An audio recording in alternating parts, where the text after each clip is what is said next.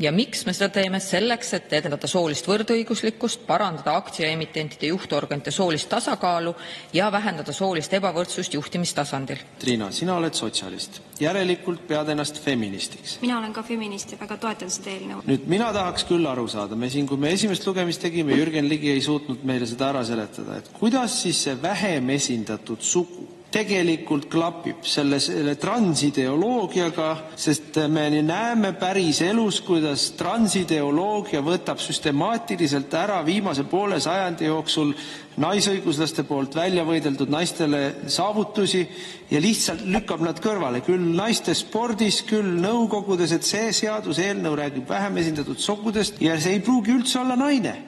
See ei pruugi üldse olla naine.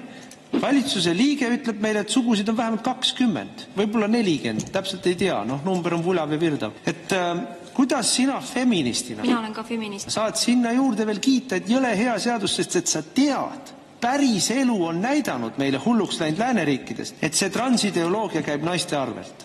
Antud küsimusel minu meelest rahandusminister vastas väga hästi. Kui selline erakordne olukord peaks meil saabuma, siis tuleb selle küsimusega tegeleda ja tuleb tegeleda delikaatselt. No Riina, ma siin vaidlen sulle vastu selles osas, et rahandusminister häid vastuseid andis seda eelnõud üle andes, et seda kindlasti ei olnud. Teine asi, ma vabandan otsekohese eest, aga minu arust sa oled natuke naiivne, kui sa arvad, et see eelnõu kuidagi naiste õigusi ja positsiooni parandab. Tõepoolest, minu kohta on korduvalt nenditud, et ma olen naiivne, ise ma pean ennast idealistlikuks, kuna konservatiivseid küünikuid on meil väga palju, siis ma arvan tasakaalu huvides idealisti on meil vaja. Ma arvan, et meil on oluliselt rohkem liberaalideks nimetavaid poliitikuid, kes on küünikuid, kuna konservatiive. Aga vaata, kui lapsed on naiivsed, siis see on nunnu. Kui täiskasvanud inimesed on naiivsed, siis see on ohtlik. Ja sa ütlesid, et me ei räägi siin millestki muust kui bioloogilisest soost.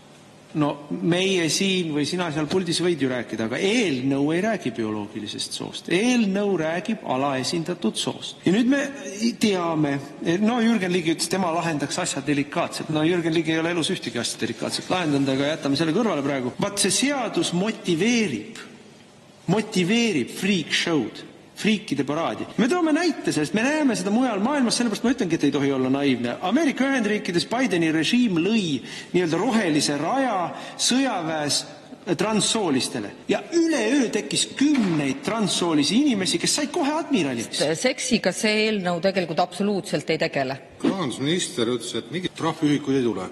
Aga mina ikkagi loen teist korda seda seadust siin teise lugemise ajal ja siin on kirjas, toime pannud juriidiline isik karistatakse rahatrahviga kuni 400 000 eurot. Ja veel on siin siis see, et ka 400 000 ja siis 300 trahviühikut. Täiesti huvitav, et nõukogudes või mujal juhtivatel kohtadel olevad mehed ei taju, et nad on saanud ebaõige eelise oma soo tõttu.